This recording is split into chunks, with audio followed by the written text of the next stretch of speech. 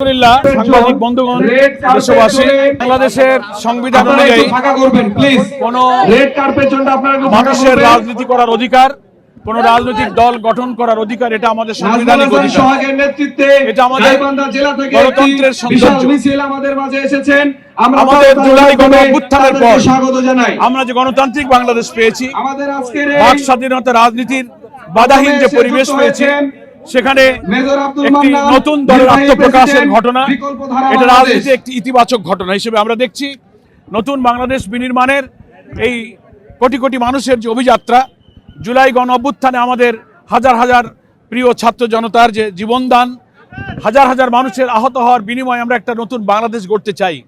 সেই ক্ষেত্রে গণতান্ত্রিক বাংলাদেশে একটি নতুন দল গঠনের ঘটনা আমাদের রাজনীতিকে, গণতন্ত্রকে সংহত করবে।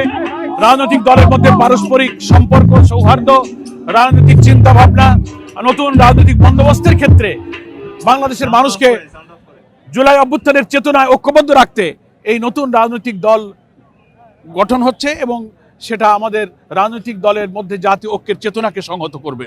জামাত ইসলামের পক্ষ থেকে আমরা নতুন দলের আত্মপ্রকাশকে ইতিবাচক হিসাবে দেখছি। আমরা অভিনন্দন জানাই। আমরা আশা করি বিদ্যমান সকল রাজনৈতিক দলের সঙ্গে নতুন যে দলটি আত্মপ্রকাশ করতে যাচ্ছে, তাদেরও সেই গণতান্ত্রিক সৌহার্দ্যপূর্ণ সৌজন্য সম্পর্ক আমাদের একসঙ্গেই থাকবে। আমরা হাতে হাত মিলিয়ে আমাদের এই কোটি কোটি মানুষের আশা আকাঙ্ক্ষা, গণ আকাঙ্ক্ষা পূরণের লক্ষ্যে একসাথেই আমরা চলতে পারবো।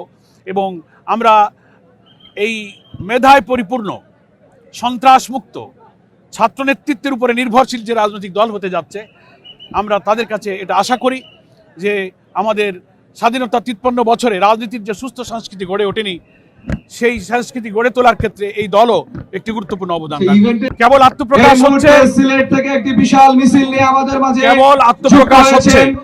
রাজনৈতিক দল রাজনীতির ময়দানে যখন এসে যাবে, তখন ফ্যাসিবাদ বিরোধী সকল রাজনৈতিক দলের সঙ্গে আমাদের যে যোগাযোগ, আলোচনা, জাতীয় ঐক্যের যে চিন্তা চর্চা, সেটাই নতুন দলের সাথেও আমাদের চলবে।